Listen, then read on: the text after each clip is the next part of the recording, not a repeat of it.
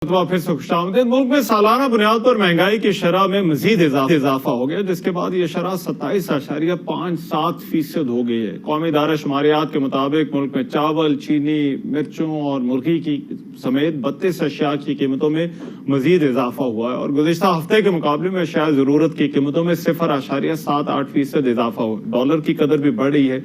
Interbank में dollar 295 रुपए 75 पैसे, जबकि ओपन मार्केट में ये 300 से ऊपर जो है वो चला गया है। 302 रुपए भी जो है वो तक पहुंचा है। बिजली की कीमतों में भी मजीद इजाफे का इम्कान है। IMF मुआहदे के बाद मामलात किस तरफ जा रहे हैं, निगरान हुकूमत के पास कितना मार्जिन है कि वो इन मामलात को संभाल सकती है या इनमें बेहतरी ला सकती है, इस पर बात करने के डॉक्टर खाकान नजीब साहब माहिर मुआशियात हैं, वो मेरे साथ इस वक्त मौजूद है। खाकान नजीब साहब, बहुत शुक्रिया आपका वक्त। खाकान नजीब साहब, एक बड़ा कंसर्न है, बहुत हमारा ख्याल था कि ये मामलात संभल जाएंगे महंगाई के हवाले से, खास तौर पर चीजें जो है वो हो सकता है इन्फ्लेशन जो है वो उसमें कमी हो, IMF के साथ मुआहदे के बाद डॉलर में कमी, कीमत में कमी हो, लेकिन ऐसा होता हुआ नजर नहीं आ रहा।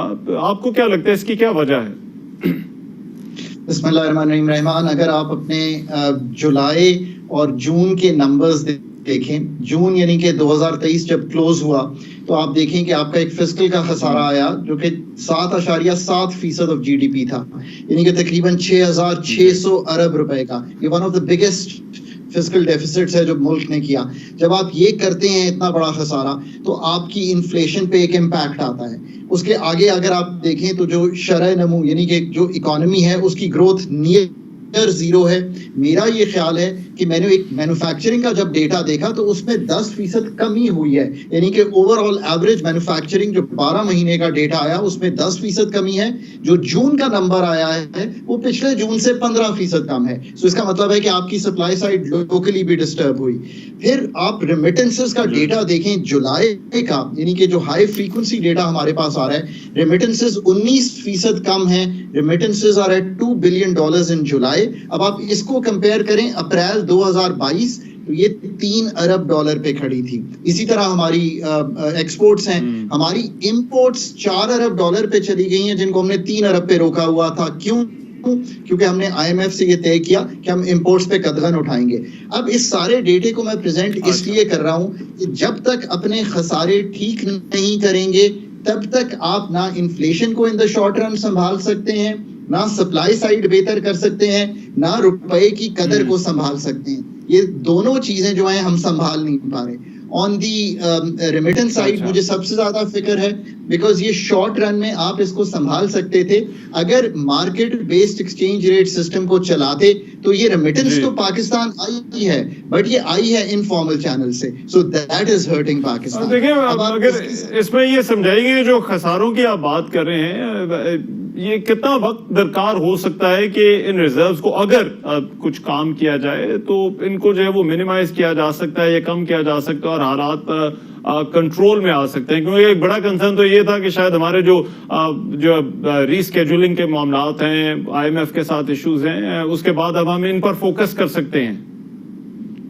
और एक तीसरे खसारे को ना भूलिए जिसका बहुत बड़ा इम्पैक्ट इकोनॉमी पे आता है, वो है एडमिनिस्टर्ड प्राइसेस। और जो हमारी एनर्जी के खसारे चल रहे हैं, आपको मालूम है कि एनर्जी का एक बहुत बड़ा कंपोनेंट है जो आपकी इन्फ्लेशन को बहुत ज्यादा बढ़ाती है, बिकॉज जब एनर्जी बढ़ती है इन्फ्लेशन बढ़ती है, इंपोर्टेड पेट्रोलियम प्रोडक्ट्स महंगी होती हैं, कीमतें बढ़ती हैं। अब इन तीन चीजों को पाकिस्तान की संभालना है केयर टेकर सेटअप ने, यहाँ आने वाली हुकूमत ने, अगर ये शॉर्टर टाइम में रहते। लेकिन अब पहली चीज तो सबसे बढ़ के ये है कि आपने एक्सटर्नल साइड पे अगर easiest to hit is the remittances, आप उसमें जाके देखें, सेग्रीगेटेड डेटा देखें कि कहाँ कहाँ ये चीज कमी आ रही है।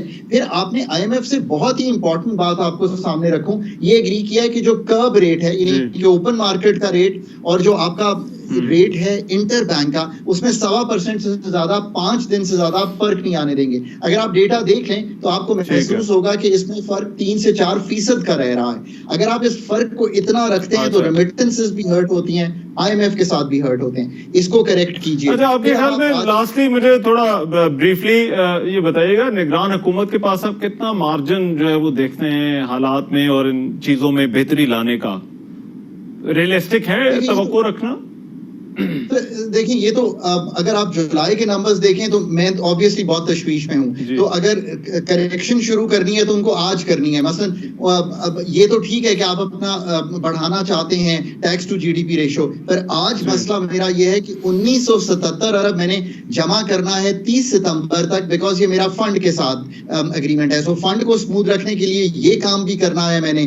उसके अलावा जो अब हमने एक चीज सीखी है ना रहमान, जो मैं सबसे इंपॉर्टेंट बात करूं, कि जो भी हुकूमत हो 3 महीने की हो, 6 महीने की हो, 5 साल की हो, आप चीजों को अगर छेड़ना चाहते हैं तो फायर फाइटिंग करके ना छेड़िए। आप चीजों को जो भी फंडामेंटल तौर पे छेड़ सकते हैं ना, पीआईए को ठीक करने की कोशिश ना कीजिए, पीआईए को प्राइवेटाइजेशन के लिए तैयार कीजिए, एनर्जी सेक्टर को रिस्ट्रक्चर करने की कोशिश ना कीजिए, उसको इकोसिस्टम को ठीक करके प्राइवेट सेक्टर एफिशिएंसी लाइए। आई थिंक ये है माइंडसेट। डॉक्टर खाकान नजीब साहब, बहुत शुक्रिया आपका, thank you so much. Side मुझे सबसे ज्यादा फिक्र है, बिकॉज ये शॉर्ट रन में आप इसको संभाल सकते थे अगर market based exchange rate system को चलाते। तो ये रेमिटेंस तो पाकिस्तान आई है, बट ये आई है इनफॉर्मल चैनल से, so that is hurting Pakistan. देखिए, अगर इसमें ये समझाएंगे जो खसारों की आप बात कर रहे हैं, ये कितना वक्त दरकार हो सकता है कि इन रिजर्व्स को अगर कुछ काम किया जाए तो इनको जो है वो मिनिमाइज किया जा सकता है या कम किया जा सकता है और हालात कंट्रोल में आ सकते हैं? क्योंकि एक बड़ा कंसर्न तो ये था कि शायद हमारे जो रीस्केड्यूलिंग के मामलात हैं, आईएमएफ के साथ इश्यूज हैं, उसके बाद अब हम इन पर फोकस कर सकते हैं।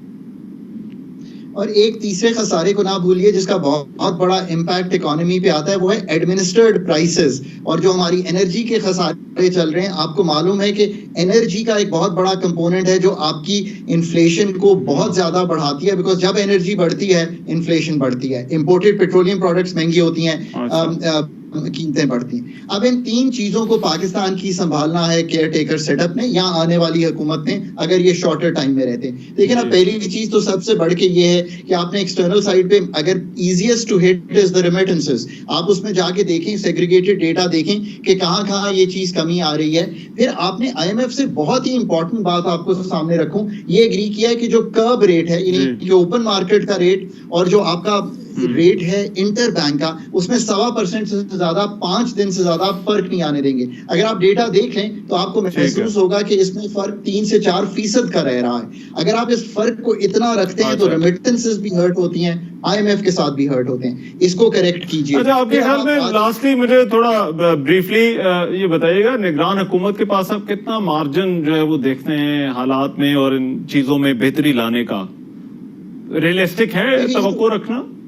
तो देखिए ये तो अगर आप जुलाई के नंबर्स देखें तो मैं ऑब्वियसली बहुत तशवीश में हूं। तो अगर करेक्शन शुरू करनी है तो उनको आज करनी है। मसलन अब ये तो ठीक है कि आप अपना बढ़ाना चाहते हैं टैक्स टू जीडीपी रेशो, पर आज मसला मेरा ये है कि 1977 अरब मैंने जमा करना है 30 सितंबर तक, बिकॉज ये मेरा फंड के साथ एग्रीमेंट है। सो फंड को स्मूथ रखने के लिए ये काम भी करना है मैंने। उसके अलावा जो अब हमने एक चीज सीखी है ना रहमान, जो मैं सबसे इंपॉर्टेंट बात करूं, कि जो भी हुकूमत हो 3 महीने की हो, 6 महीने की हो, 5 साल की हो, आप चीजों को अगर छेड़ना चाहते हैं तो फायर फाइटिंग करके ना छेड़िए।